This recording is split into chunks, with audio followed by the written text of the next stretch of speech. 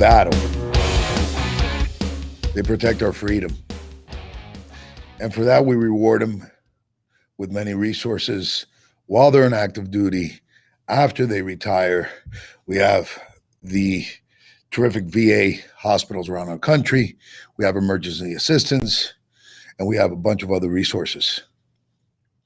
We have other soldiers that do battle on a different kind of field. Our athletes, the ones that entertain us, the ones that put a smile on our face, they compete every day, every Sunday, but yet we have no resources for them. Once they're done, we forget about them and we move on.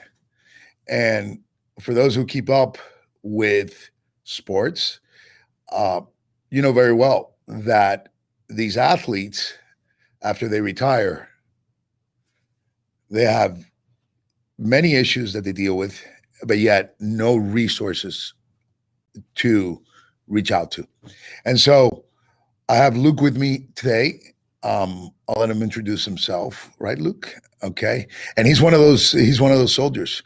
Matter of fact, I think you were like a lieutenant. I don't know. But regardless, he did battle every Sunday. And they put him back together like Humpty Dumpty, right? And they put him out there again. And he did it again and again and again and again over a decade. And when they were done, it was over. And Luke has become an advocate of wellness because of that. He's taken interest in the wellness field. He has done his research. He's educated himself, reached out to experts within the functional medicine as well as the traditional medical community, and he's found solutions.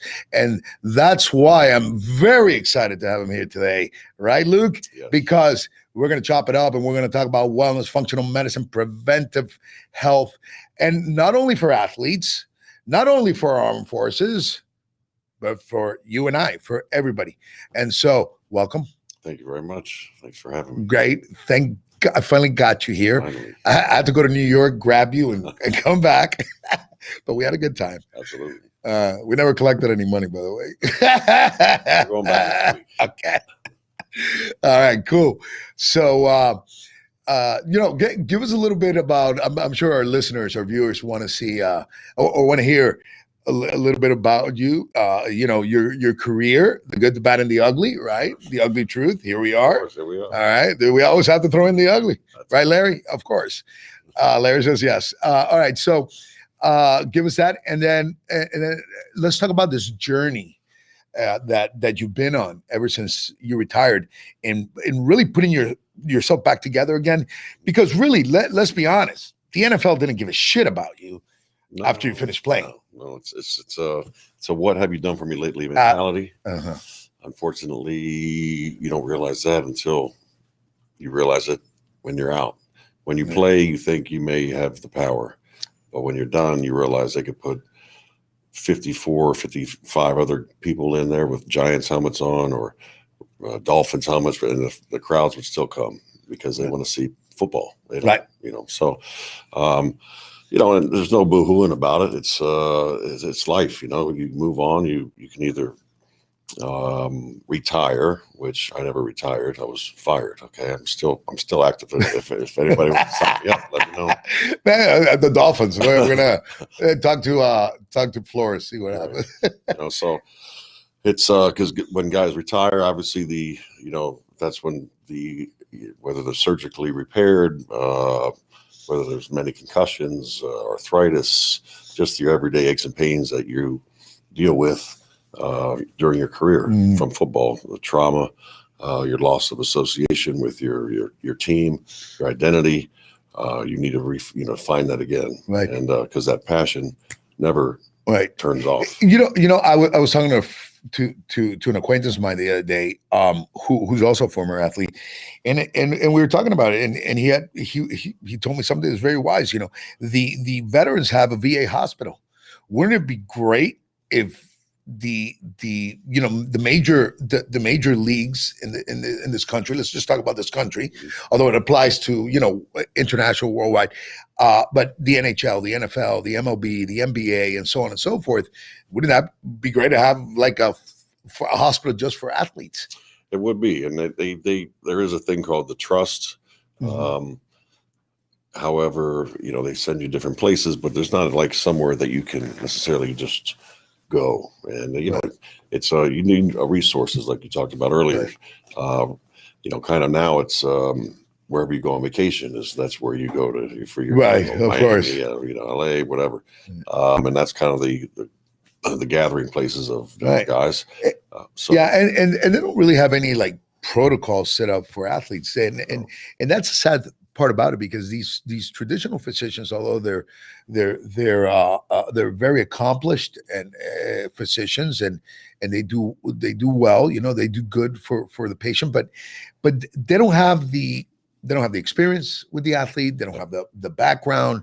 They don't understand, or they don't have access to the new protocols and new methods, new procedures, so on and so forth. Because and I don't want to get into it, but insurance doesn't pay for it. So Right. that's a whole nother problem. Yeah. That's a whole nother show. That's a whole nother ugly truth, by the way. So, but let's talk about what you have been doing to make a difference. And I know one thing I notice, Luke, is that when you do something for yourself, you tend to share it with your other former athletes, friends too. I've noticed that, and so let's talk a little bit about that. What are the things that you've done recently that has helped you recover from all those years? Well, it's kind of it's an everyday battle. So it's, you have to have your nutrition in line. Right. You can't be fooled by just marketing and gimmicks. You have to read labels. You need to know what your glycemic index is, what foods spike your insulin, what don't. So it's a bodybuilding style, like the 4 Minute Body was a book that was written, which explains a lot of things in detail. You don't need to be extravagant and crazy. I mean, it's not hard to do. It's just a matter of how focused you are on your health, and how long do you want to live, and how much do you care about it. So, because when you play football, you get an education in pretty much nutrition, physical therapy, because you live it. Right. Recently I've just I've always been, actually, I got started in compounding pharmacy because I compounded a topical medication to treat pain, which was actually prescription medicines. And in football, the guys, we take baths in Tiger Balm and all this other stuff. They give you ice, they give you stim, but there's no regeneration. And it's kind of a Band-Aid. They give you anti-inflammatories. Right. We talked about that in other shows. So I got into that, and I tried to take it to the NFL, but obviously there's a lot of red tape out there, and they have to do what they got to do. So that's how I got started in the kind of the pharmacy world, compounding, and then learned about the anti-aging protocols and just how to really, about your heart. You got to keep your heart healthy, because absolutely, sleep apnea is a big thing with guys. Wears your heart out. Stress, snoring, which is something that I'm going to look into more. Right. But just, it's guys, it's one of those things. Guys, we don't complain, we don't explain, because that's a football mentality. I want to stop you right there, because you said something that a lot of people ignore, or they just glance over it, or don't pay attention. But one of the best way to rehab yourself, and one of the best way to restore biochemical pathways or nutrients in your body is sleep. Mm-hmm. Yeah. And that's huge sleep performance. And you get a bad night's sleep, and your body is not going to go through that cycle that it needs to in order to restore and repair. Right. Injuries, if you will, or inflammation, or deficient biochemical pathways, because you're an athlete, like testosterone, right? And so that's a big deal now. The sleep restoration, or sleep health, or performance, it is extremely important. And I know that a lot of athletes, they suffer from that sleep apnea. Yeah. Especially the big guys like you. Right. Right, that fluctuate in weight, or at least during your playing days, Yeah. you fluctuate in weight. By the way, you look like $1 million. Congratulations. You must know Tony Button. Hey, but that's definitely a big part of it. And let's not, because I'm sure people want to know. Just give a quick background of your playing career, because it's exciting. I mean, you were you were in a Super Bowl, right? Yes, played in the 2000 Super Bowl against the Ravens in Tampa, Florida. Ran into the Ray Lewis and his crew. So we didn't come out how we wanted it to be, but great experience. I got drafted I played Notre Dame from 94 to 99, 5 years. Drafted first round of the 99 draft, 19th pick to the New York Giants. So rookie year 99. Then played there until 2006 and broke my leg halfway through the season of 6. Right. I'd blown out my back in 2003. They had seen it. It's just getting bigger and bigger. I said no to surgery. No. So they released me, went to the Bucks, and then the back went. And 2 guys fell on my knee and did the tore my ACL out of the socket, MCL off the bone, all this good stuff. So knee surgery, back surgery, another knee surgery, try to come back again, training, hurt my back again, and then that was it. Yeah. So, but no, it was a great career. I wouldn't change it for anything. A lot of good years, good run in Notre Dame, New York, and I got to play for John Gruden. Experience that. Yeah. Tampa Bay. Can't say anything bad about that city or the fans or the organization. So yeah, look at Tampa Bay now. Right, exactly. With TB. That's it. I mean, there's no reason these guys. I mean, when I played for the Giants, Simeon Rice, Derek Brooks, Warren Sapp. So Tampa Bay was coming then. Yeah. So they got the resources. So. Right, but now they got the TB magic and whatever. Exactly. You know what? You said you're still active. I'm going to talk to AB. I'm going to see if I can get you back in there somehow. I'll work out with him. All right. So, look, I know I'm jumping around, but I think this is important. So, I know that I want to talk a little bit about the therapies that you're doing. I am familiar with the therapies that you're doing. I know one of them is peptide therapy, which I think is extremely important. And so there are some healing peptides that I know you've been using, TB 500 being one of them, right? Thymosin beta 500. BPC 157, and you've seen a lot of benefit from using these peptides, correct? Correct. It's just, I mean, it's along with your mental state, you feel a physical, so it's kind of it's a synergy. You know you're doing something to better yourself, right? So that gives you just a little. And for those that don't know, basically, these are definitely healing peptides, and they heal synovial joint, even the interleukins that create potential arthritis or osteopenia or osteoporosis down the line, right? That you guys suffer a lot from. Yeah. And then there's this other peptide that I mentioned, the BPC 157, that actually heals ligaments and does and actually creates cellular regeneration and so forth and so on. But the fact that we were able to blend them together, right, mm-hmm. and then use other components like a zinc, like a calcium, to bring up that bone mineral, bone density. Yeah. It's like putting Humpty Dumpty back together again. And optimization. Absolutely. If you don't need too much, but you don't need too little. We're not the average person. We don't live off of a 2,000 calorie diet, like you see on the back. Exactly. So we don't live like that. We never did. We never will. So, right. We can't. We got to be. It's custom. I go to get suits. I got to get a custom suit. I mean, that's just the way it is. Why you see me wearing shorts right now? They're expensive. Okay, so you're also doing some great things in the community. I know both here in South Florida and in New York. You want to tell us a little bit about that? Sure. Yeah. I work with the homeless, feed people, just get out there in the community and just give everybody a little boost. It's that's how I've always been. I've always been I'll see somebody and just try and figure them out a little bit, and see what's going on with you, what's the problem, what happened, because I have 3 daughters, and that's just the way I was brought up in small town. Everyone kind of helps each other and looks out for each other. Right.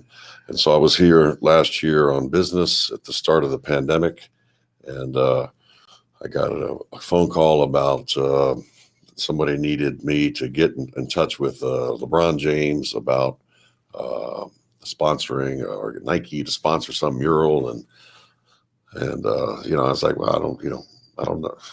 What do you want me to call? I don't know who to call. So, but it was for the nurses and the doctors, the frontline workers, similar to the offensive line. Right. At Jackson Memorial, they were putting up a 10-story mural to honor them and to give them a boost, and thank you. Right. You're superheroes. And I know you were a big part of that. Right. So I got involved. They had the one side design. I said, well, we need janitors, we need security guards, we need people that keep the lights on. Right. Not just the people that you see, like Right. the quarterback and the running back. We need the offensive line too. Absolutely. So I said, I'm honored to be that you called me to get LeBron James' number. I don't have one clue what it is, but I'll sponsor the thing myself. So I went ahead and did that because I was here and I'd like to, be a part of the community Right. that I'm in. So just things like that, give everybody some confidence and it'll be all right. Things just, you need something, call me, whatever, Of course. And in New York also, I know that you're involved out there, right? Yeah. New York, we do it's called PCNY in the streets. So before COVID, every Wednesday at 10 o'clock, they would have on 34th there by Madison Square Garden. We would feed. They'd bring out They'd bring out King Pizza, which is a number of. He's got 6 or 7. He was actually homeless at one point, so he puts out pizza, and they bring their cars, they bring the Lambos. Yeah. So PCNY is like a rally group. So they bring all the cars out, they bring all the food and feed, I don't know how many hundreds of homeless people every Wednesday night up there at 10 p.m. So I think that's going to get started again, but it's slowed down a little bit. But they do a lot in the community. That's awesome. How about professionally? What are you doing now? Or what are your plans? Oh man, that's what I was going to ask you. What to do? But, oh my God! Professionally, well, I've been. I know that you have you made some investments and I know some of them are paying off and the others are future investments. So I know you've done well and you're a good businessman and and you've made some good investments. Yeah.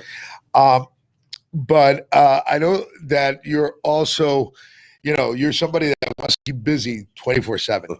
So I think that your Colombian girlfriends take up about 4 hours of your time. But how about the rest of the time?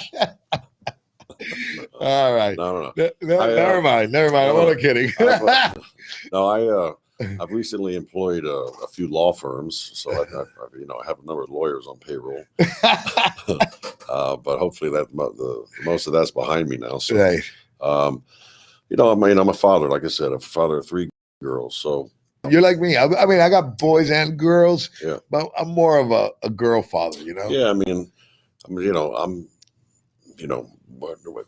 I was married for 14 years, divorced. We have 3 children together. And no matter what, I will always be their father. So I will always want to make them stronger and better and empower them. Empower them. Exactly. Absolutely. And that's why I did the mural to show them. Especially now, everyone's scared of a ghost. Okay, it's something, but you got to live. You got to keep going. And just that empowerment, that constant teaching of what I learned because. When I was around, we didn't have Instagram. We didn't have all this stuff, but it still happened. Right. Because people don't see it now doesn't mean it didn't happen. Right. So just getting it, it's just like within business, it's networking. You connect people, different people, things are here, things are there. You stay current. Some people, it's whatever your interests are. I like health and wellness. Some people like the stock market. They want to sit and watch that, Bitcoin. I could, you know, Yeah, I hear you. you know, I grew up on a farm, so I know I know commodities. So, you know, do some commodities, and just try and, you know, take it one day at a time. That's awesome. Listen, everything that you're doing in your life is positive. I want to congratulate you. I'm grateful and blessed to be a small part of that. Oh, geez, come on now. I'm my uncle, man. And as fathers, I think that's our job. I mean, we have lots of jobs and lots of responsibility. And unlike the old school days that we were just there for, let's say, financial. I think our jobs as male figures, as fathers, is to empower our daughters, right? To understand what a man in their life later on, represents, and what he should look like and be like, and so on and so forth, and never, use him as a handicap, if you will, right? And be your own person and all those good things. Yeah. But listen, Luke, great having you out here. Thank you for joining us. Do you have any questions for me? Where are we going to dinner tonight? Let's go to okay, so we got Carbone's. Carbone's is good. Yeah, Carbone's is good. Yeah, heard of Carbone's that is good. Carbone's. Or we could do traditional Smith and Walensky's, like back in New York, back in the city, so we can do that. Okay. But I promise you we're gonna have a good time. Yes. And there's gonna be cocktails, okay. adult beverages, okay? With vitamins as well. With vitamin infused with amino acids that we could probably put together and call it a peptide scotch or whatever. It's a hangover drink. I love it. Oh, by the way, we're doing IVs tomorrow, just in case we do have hangovers. Okay. Anyway, thank you for joining us. The Ugly Truth, Nick and Tony. Nick was out today, but hey, we got Luke. All right, thanks.